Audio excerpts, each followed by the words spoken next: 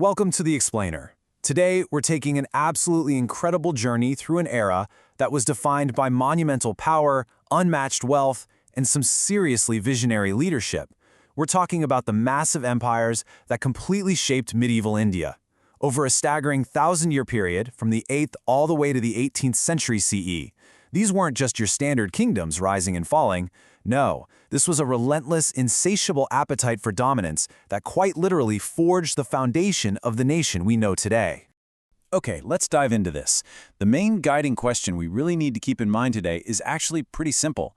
How did 1,000 years of rival empires build the India we know today? Because, you see, we aren't just looking at a dry list of dates and names. We're looking at the actual macro mechanics of empire building.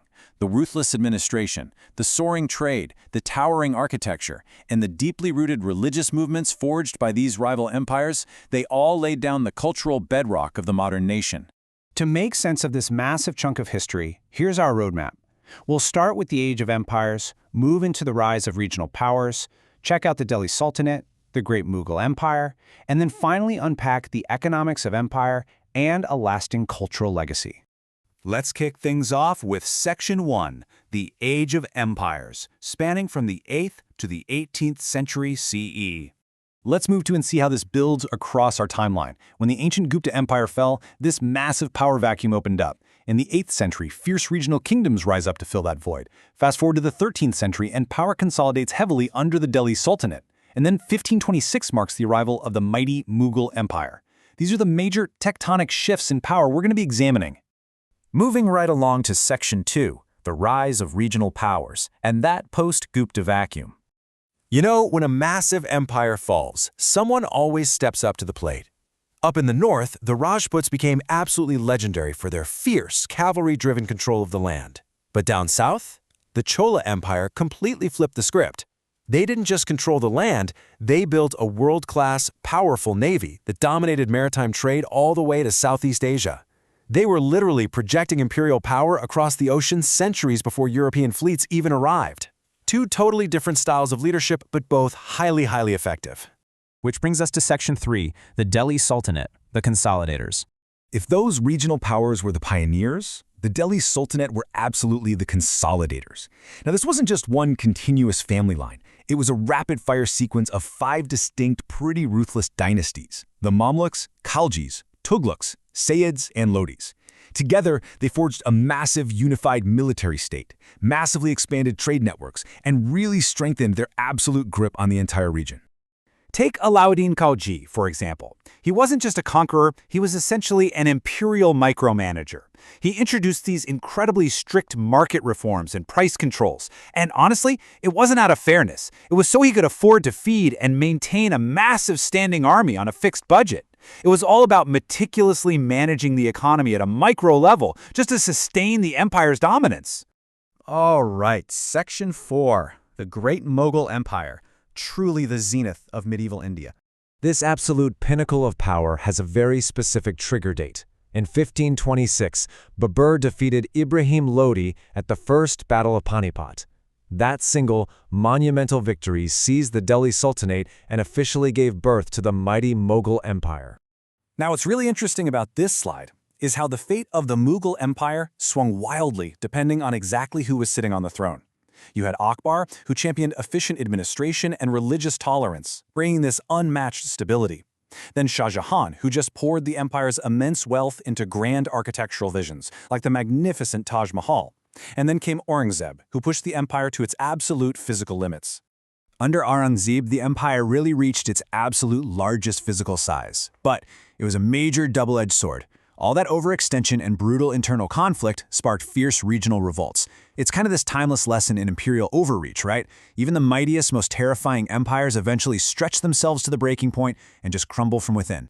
Let's pivot a bit to Section 5, the economics of empire, the engine of medieval India. So how do you actually afford giant armies, sprawling administrations, and towering monuments? Well, you need a booming, world-class export market. While everyday farmers provided the baseline survival crops, your rice, wheat, cotton, and sugarcane, the real imperial wealth came from premium, high-margin goods, We're talking textiles, silk, spices, and precious stones. This was the true financial engine of medieval India. This immense global demand totally transformed cities like Delhi, Agra, Surat, and Ahmedabad into these vibrant, cosmopolitan megacities. Their bustling markets were literally the beating heart of global commerce, pumping Indian luxury handicrafts through land and sea routes all the way to Central Asia, the Middle East, Africa, and Europe. It made these empires the absolute economic powerhouses of the medieval world.